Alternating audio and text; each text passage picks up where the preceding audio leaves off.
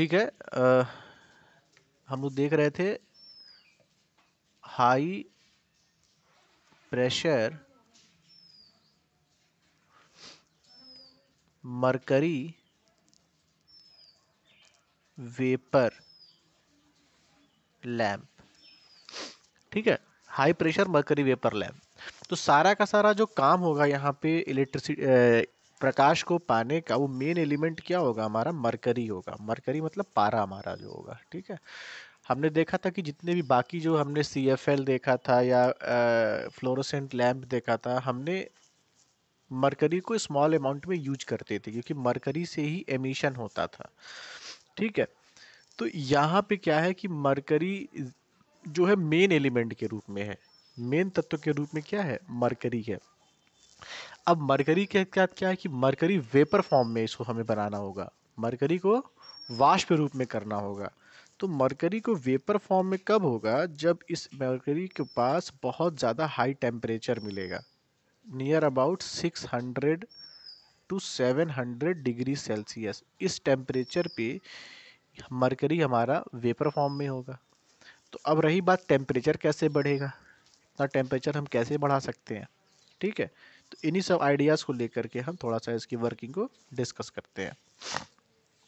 सबसे पहले आप ये देख रहे हो कि कंस्ट्रक्शन में, ठीक है, जहाँ पे हमारे पास ये लगा हुआ है, दो इलेक्ट्रोड लगे हुए हैं, एक है मेन इलेक्ट्रोड और दूसरा है ये मेन इलेक्ट्रोड। मैंने कहा था मेन इलेक्ट्रोड इसको 1 कह दो, इसका नाम 2 कह लो। और मेन इलेक्ट्रोड के ही पास में एक और इलेक्ट्रोड लगा है जिसे हम कहते हैं स्टार्टिंग इलेक्ट्रोड। देखो बेटा बगल में ही लगा हुआ है, दिखाई दे रहा है, ये बगल में एक स्टार्टिंग इलेक्ट्रोड लगा हुआ है।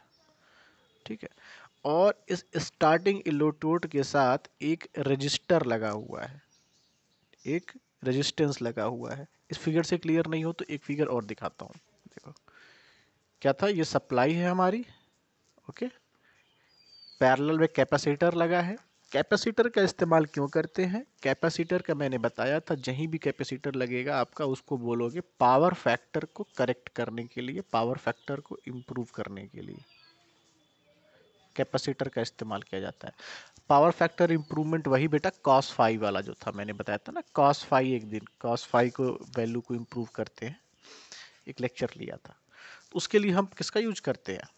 कैपेसिटर का। फिर हमारे पास चोक है। चोक को मैंने कहा था कि ब्लास्ट सर्किट की तरह होता है, यानी हमको हाई वोल्टेज अगर इंस्टेंटली चाहिए होता है, जैसे हाई वोल्टेज हमको चाहिए, इंस्टेंट चाहिए हो, तो हम ब्लास्ट का इस्तेमाल करते हैं, चोक का इस्तेमाल करते हैं।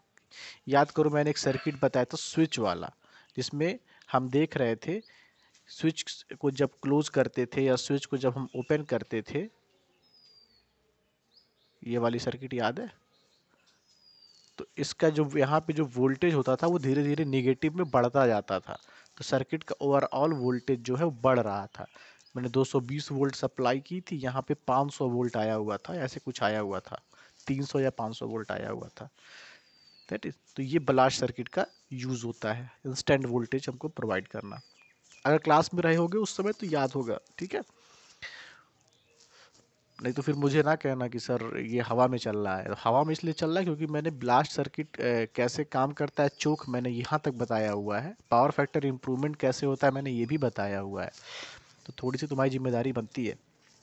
फिर आप देखोगे कि एक इलेक्ट्रोड है यहाँ पे, ठीक है, और एक इलेक्ट्रोड है यहाँ पे, ये दोनों कनेक्टेड हैं आप एक वायर से। दिख रहा है, दो इलेक्ट्रोड दिख रहा है। एक इलेक्ट्रोड आपको और दिखाई दे रहा होगा जिसको हम कहते थे स्टार्टिंग इलेक्ट्रोड। ये पहले इलेक्ट्रोड के जस्ट बगल में रखा हुआ है, बहुत पास पास में रखा हुआ है, बड़ा क्लोज में रखा हुआ है, पहले इलेक्ट्रोड के पास में। ठीक है, फर्स्ट इलेक्ट्रोड बहुत करीब में है और इसके साथ एक रेजिस्टेंस लगा हुआ है, हाई रेजिस्टेंस लगा हुआ है। अब हाई रेजिस्टेंस का काम क्या होता है? हर चीज़ का बता रखा है। हाई रेजिस्टेंस का काम होता है जो करंट होती है हमारी, करंट, करंट के मान को लिमिट करना, यानी करंट का ज़्यादा है या करंट कम है, इसके मान को कंट्रोल करना, प्रभावित करना, लिमिट करना, यही होता है काम किसका? रेजिस्टेंस का। ठीक है, V equal to I R आप पढ़ते हो ना, तो करंट के मान को लिमिट करते हैं इस तरीके से।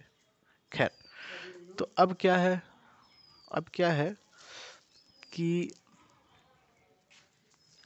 जैसे अच्छा अंदर की अवस्था क्या है कि अंदर जो है ये ट्यूब है, इसको आंतरिक ट्यूब कहते हैं, इनर ट्यूब कहेंगे, और एक बाहर ट्यूब है।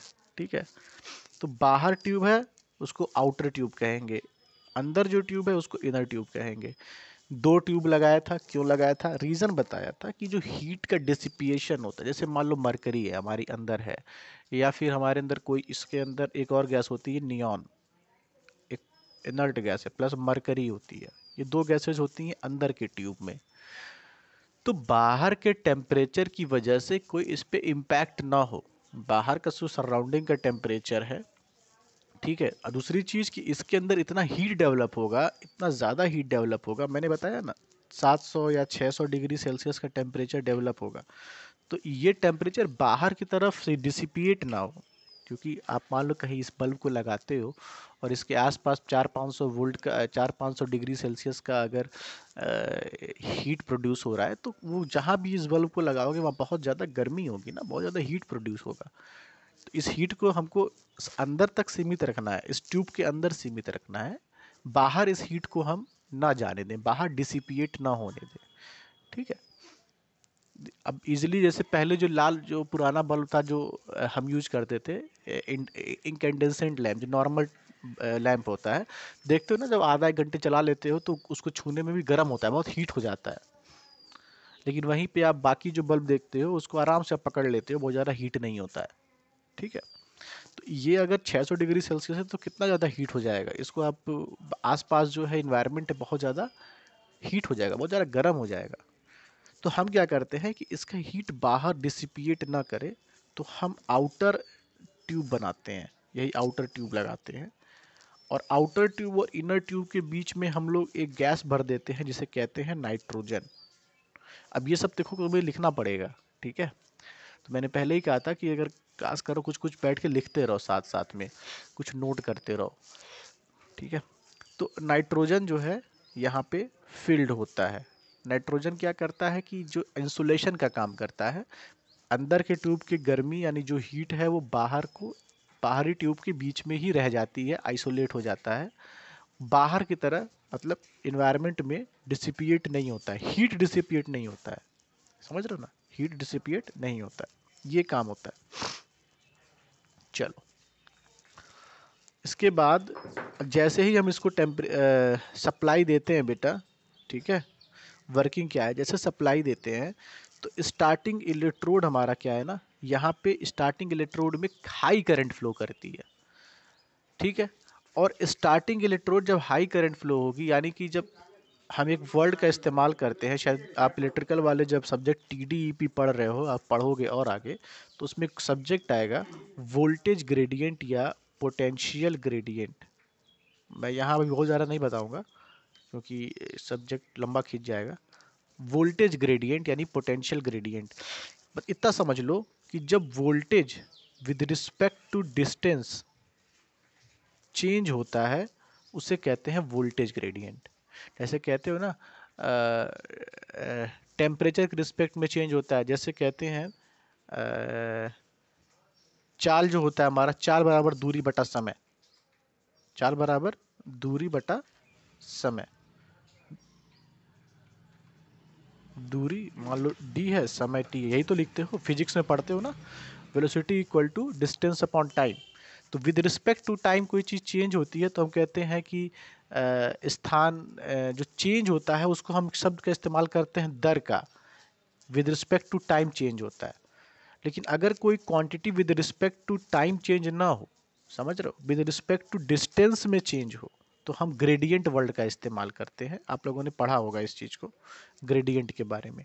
तो क्या होता है कि पोटेंशियल ग्रेडियंट क्या होता है, जब किसी भी, अब देखो यहाँ पे ध्यान से, स्टार्टिंग इलेक्ट्रोड और मेन इलेक्ट्रोड के बीच डिस्टेंस बहुत कम है, बहुत ही ज़्यादा कम होती है, यहाँ थोड़ा दिखाया है बट बहुत क्लोज होता है।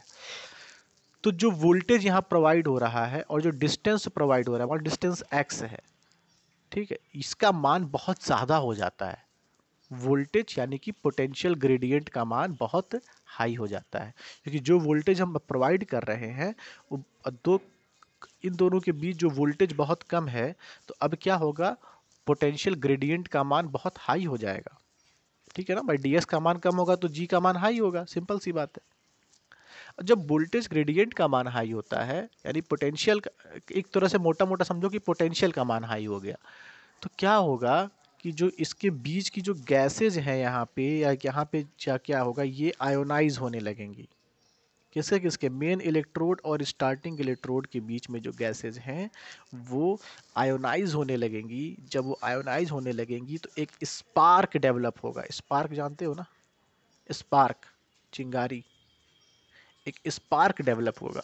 किसके किसके बीच, इसके और मेन इलेक्ट्रोड के बीच, स्टार्टिंग इलेक्ट्रोड। स्टार्टिंग इलेक्ट्रोड का सिर्फ इतना काम है इस स्पार्क को प्रोड्यूस करना, इसीलिए इसको कहा गया स्टार्ट करना, स्टार्टिंग इलेक्ट्रोड। और हाई रेजिस्टेंस, यही इसको जितना लिमिट में करंट चाहिए, कितना ज़्यादा कितना कम करंट चाहिए, इसके अकॉर्डिंग इसके स्पार्क को प्रोड्यूस करने में हेल्प करेगा, ये हाई रेजिस्टेंस। और एक बार स्पार्क प्रोड्यूस हो गया तो क्या होगा, अब इसके आसपास की गैसेस क्या हो गई, हीट हो गई।